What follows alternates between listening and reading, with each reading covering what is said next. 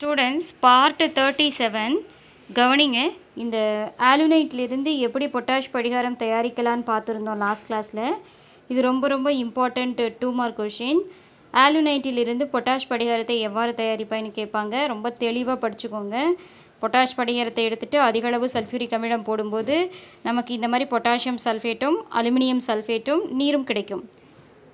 இதை அப்படியே சேர்க்கும்போது பொட்டாசியம் சல்ஃபேட் அலுமினியம் சல்ஃபேட் நீரை அப்படியே சேர்க்கும்போது என்ன கிடைக்குது அப்படின்னா பொட்டாஷ் படிகாரம் நமக்கு கிடைச்சிது. ஓகேவா? பொட்டாஷ் படிகாரத்தின் வாய்ப்பாடு K2SO4 Al2SO4 thrice 24H2O. சரி, நெக்ஸ்ட் இந்த பொட்டாஷ் படிகாரத்தின் பண்புகள் பார்க்கலாம். பொட்டாஷ் படிகாரம் ஒரு வெண்ணிற படிகம். ஓகேவா? இது வெண்ணிறத்தில் இருக்கக்கூடிய ஒரு படிகம் தான் பொட்டாஷ் படிகாரம். இது என்னாகும்னா நீரில் கரையும், ஆனால் ஆல்கஹாலில் கரைவதில்லை. இந்த பொட்டாஷ் படிகாரம் என்னாகும்னா நீரில் கரைஞ்சிருமா, ஆல்கஹாலில் கரையாதான். நெக்ஸ்ட்டு பொட்டாஷ் படிகார கரைசலை நீரில் போட்டு கரைச்சதுக்கப்புறம் என்னாகும்னா நீரில் கரைக்கும்போது அதில் இருக்கிற அலுமினியம் சல்ஃபேட்டு மட்டும்தான் நீரார் பகுப்பு அடையும். அலுமினியம் சல்ஃபேட் நீரார் பகுப்பு அடைகிறதுனால அந்த பொட்டாஷ் படிகாரத்தினுடைய நீர்க்கரைசலுக்கு என்ன தன்மை வந்துடுதுன்னா அமிலத்தன்மை கொண்டதாக மாறிடுது. பொட்டாஷ் படிகாரத்தை எடுத்து நீங்கள் நீரில் போட்டிங்கன்னா அது என்னாகும், அதில் இருக்கிற அலுமினியம் சல்ஃபேட் Al2SO4 thrice மட்டும் அலுமினியம் ஹைட்ராக்சைடாக மாறிடும். நீரில் என்ன ஆகிடும், நீரார் பகுப்பு அடையும். நீரை எடுத்து நீரார் பகுப்பு அடையிறதுனால அந்த பொட்டாஷ் படிகார கரைசலுக்கு என்ன தன்மை வந்துடும்னா அமிலத்தன்மை வந்துடும். ஓகேவா? கவனிங்க. நெக்ஸ்ட் ரொம்ப ரொம்ப இம்பார்ட்டன்ட் 2 மார்க் கொஷின். எரிக்கப்பட்ட படிகாரம் என்றால் என்ன அப்படின்னு கேட்பாங்க. எரிக்கப்பட்ட படிகாரம் என்றால் என்னன்னு கேட்பாங்க. ரொம்ப இம்பார்ட்டண்ட் 2 மார்க் கொஷின். புக் பேக்கில் ப்ராப்ளம் கொஷின். கவனிங்க. பொட்டாஷ் படிகாரத்தினுடைய வாய்ப்பாடு K2SO4 Al2SO4 thrice 24H2O. இந்த பொட்டாஷ் படிகாரத்தை எடுத்துகிட்டு 365 கெல்வின் வெப்பநிலையில் வெப்பப்படுத்துகிறோம். அப்படி வெப்பப்படுத்தும் போது என்ன ஆகுதுன்னா, கவனிங்க, ஃபஸ்ட்டு பொட்டாஷ் படிகாரத்தை எடுத்துக்கிட்டு 365 கெல்வினில் வெப்பப்படுத்தும் போது திண்ம நிலையில் இருக்கக்கூடிய அந்த பொட்டாஷ் படிகாரம் உருக ஆரம்பிக்கும். ஸோ அப்போ உருகிய பொட்டாஷ் படிகாரம் நமக்கு கிடைக்கும். ஸோ உருகிய பொட்டாஷ் படிகாரத்தை மேலும் என்ன பண்ணுறோம், 475 கெல்வினுக்கு மேலே வெப்பப்படுத்துகிறோம்.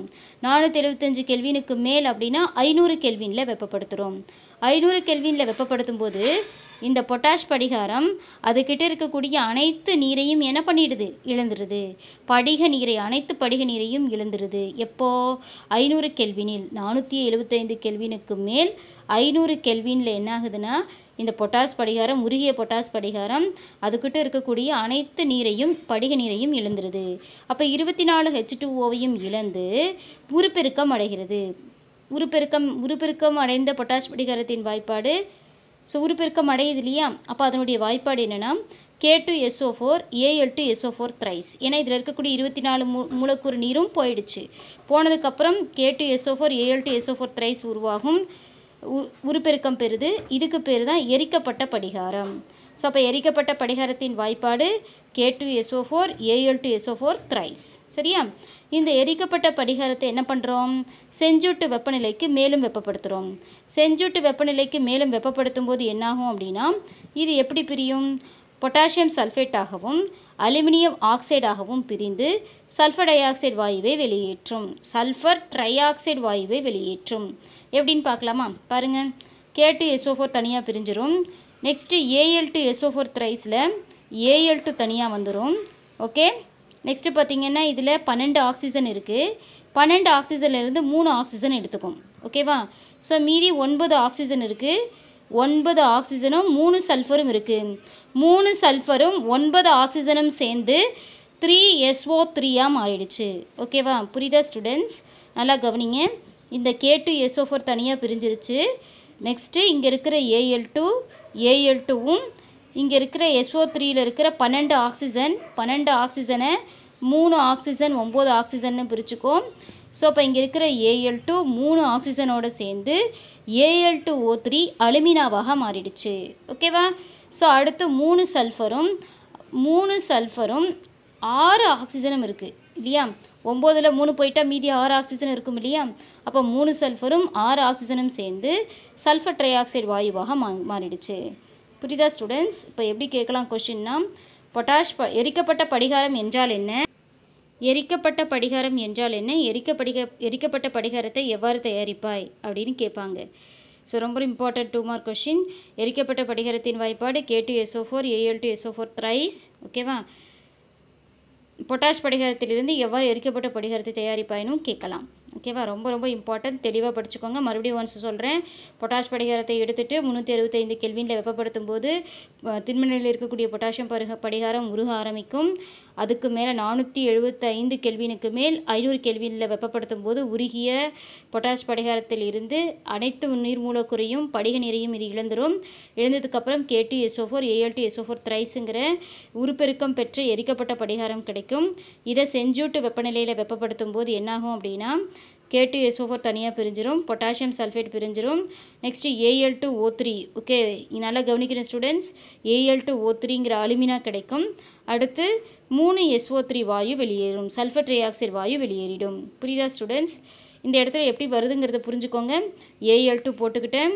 ஸோ நெக்ஸ்ட்டு SO4 thriceனா 12 ஆக்சிஜன், 12 ஆக்சிஜனை 3 9ன்னு பிரிச்சுக்கிறேன். ஓகே, அப்புறம் 3 சல்ஃபர். கவனிக்கணும் ஸ்டூடெண்ட்ஸ். ஸோ அப்போ 2 Al 3 ஆக்சிஜனோடு சேர்ந்து Al2O3 மாறிடுச்சு. ஸோ 9ல் 3 போயிட்டால் மீதி 6 ஆக்சிஜன் இருக்குது. 6 ஆக்சிஜனும் 3 சல்ஃபரும் சேர்ந்து 12 ஆக்சிஜன். 12 ஆக்சிஜனில் 3 ஆக்சிஜன் இங்கே வந்துருச்சு. மீதி 9 ஆக்சிஜன் இருக்குது. 9 ஆக்சிஜனும் 3 சல்ஃபரும் சேருது. 9 ஆக்சிஜனும் 3 சல்ஃபரும் சேர்ந்து 3SO3 மாறிடுச்சு. புரியுதா ஸ்டூடெண்ட்ஸ்? அடுத்து அம்மோனியம் ஹைட்ராக்சைடுடன் வினை. ஸோ இந்த பொட்டாஷ் படிகாரம் K2SO4 Al2SO4 thrice 24H2O ammonium ஹைட்ராக்சைடுடன் எப்படி வினைபுரியுதுன்னு பார்க்கலாம். அம்மோனியம் ஹைட்ராக்சைடின் வாய்ப்பாடு NH4OH. பாருங்கள் ஸ்டூடெண்ட்ஸ், இப்போ என்னாகுது? பொட்டாஷ் படிகாரத்தை எடுத்துகிட்டு அம்மோனியம் ஹைட்ராக்சைடு போடும்போது பொட்டாஷ் படிகாரத்தில் இருந்து K2SO4 தனியாக பிரிஞ்சிருது, பொட்டாசியம் சல்ஃபேட் தனியாக பிரிஞ்சிருச்சு. அடுத்து 6NH4, 6NH4ம் 6NH4 3NH4 twiceன்னு போட்டுக்கிறேன். 6NH4ம் 3SO4ம் சேர்ந்து 3NH4 twice SO4ஆக மாறுது. 6NH4ம் ஓகே 3SO4ம் சேர்ந்து 3NH4 twice SO4ஆக மாறுது, அம்மோனியம் சல்ஃபேட்டாக மாறுது. 6NH4ம் 3SO4ம் சேர்ந்து 6NH4 twice SO4ஆக மாறிடுச்சு. அடுத்து 24H2O நீங்கிடுச்சு. ஓகேவா? இது அப்படியே வெளியில் வந்துருச்சு. அடுத்து பார்த்திங்கன்னா 6OHம் நல்லா கவனிக்கணும். 6OHம் 6OHம் 2 Alம் சேருது. அப்போ 2 Al 2Alன்னு போட்டுக்கலாம். 6OHை OH2OH thriceன்னு போட்டுக்கிறேன். புரியுதா ஸ்டூடெண்ட்ஸ்? அப்போ 2 Alம் 6OHம் சேர்ந்து 2AlOH thriceஆக மாறிடுச்சு. புரியுதா ஸ்டூடெண்ட்ஸ்? நல்லா கவனிங்க. இப்போ என்ன பண்ணியிருக்கோன்னு பாருங்கள். K2SO4 Al2SO4 thrice 24H2Oங்கிற பொட்டாஷ் படிகாரத்தை எடுத்துகிட்டு அம்மோனியம் ஹைட்ராக்சைடு போட்டோம். அம்மோனியம் ஹைட்ராக்சைடு போடும்போது K2SO4 தனியாக பிரிஞ்சிருச்சு, பொட்டாசியம் சல்ஃபேட். நெக்ஸ்ட்டு 6NH4ஐ 3NH4 twiceன்னு போட்டுக்கிறேன். 6NH4ம் 3SO4ம் சேர்ந்து 6NH4 twice 3NH4 twice SO4ஆக மாறிடுச்சு. 6NH4ம் 3SO4 thriceம் சேர்ந்து 3SO4ம் சேர்ந்து 3NH4 twice SO4 அம்மோனியம் சல்ஃபேட்டாக மாறிடுச்சு. 24H2O தனியாக பிரிஞ்சிருச்சு. மீதம் இருக்கக்கூடிய 6OH 6OHை 2OH thriceன்னு போட்டுக்கிறேன். 6OHம் 2 Alம் சேர்ந்து 2AlOH thrice அலுமினியம் ஹைட்ராக்சைடாக மாறிடுச்சு. புரியுதா ஸ்டூடெண்ட்ஸ்? படிகாரத்தின் பயன்கள். இந்த படிகாரம் எதுக்கு பயன்படுது அப்படின்னா நீர் சுத்திகரிப்பில், நீரை தூய்மைப்படுத்துறதுல பயன்படுது. அடுத்து நீர் ஒட்ட ஆடைகள் தயாரிப்பதுக்கும் ஜவுளித்துறையிலையும் இது பயன்படுது. கேட்பாங்கப்பா, நீர் ஒட்ட ஆடைகள் தயாரிப்பதில் பயன்படுவது பொட்டாஷ் படிகாரம். ஸோ நீர் சுத்திகரிப்பில் பயன்படுவது பொட்டாஷ் படிகாரம். அதில் இருக்கக்கூடிய கிருமியெல்லாம் கொண்டுட்டு தூய்மைப்படுத்துறதுக்கு, நீரை தூய்மைப்படுத்துவதற்கு படிகாரத்தை பயன்படுத்துவாங்க. ஓகேவா? ஸோ இப்போ நீர் சுத்திகரிப்பில் பயன்படுவது படிகாரம், பொட்டாஷ் படிகாரம். நீர் ஒட்ட ஆடைகள் தயாரிப்பிலும் ஜவுளித்துறையிலும் பயன்படுவது பொட்டாஷ் படிகாரம். சாயமிடுதல், காகிதம், தோல் பதனிடுதல் போன்ற தொழிற்சாலைகளிலும் இது பயன்படுது, படிகாரம் பயன்படுது. சாயமிடுறதுனா கலர் போடுறது, காகிதம் தயாரிக்கிறோம், பேப்பர் தயாரிக்கிறோம். தோல் பதனிடுதல்னா தோலை பதப்படுத்துதல். இந்த தொழிற்சாலைகளில் எது பயன்படுதுன்னா பொட்டாஷ் படிகாரம் பயன்படுது. ரொம்ப இம்பார்ட்டண்ட் 1 மார்க். இரத்த கசிவை தடுப்பதற்கு குருதி தடுப்பானாக பயன்படுவது படிகாரம், பொட்டாஷ் படிகாரம். இரத்த கசிவை தடுக்கும் குருதி தடுப்பானாக பயன்படுவது பொட்டாஷ் படிகாரம். ரொம்ப ரொம்ப இம்பார்ட்டண்ட் 1 மார்க் கொஷின், நல்லா தெளிவாக படிச்சுக்கோங்க.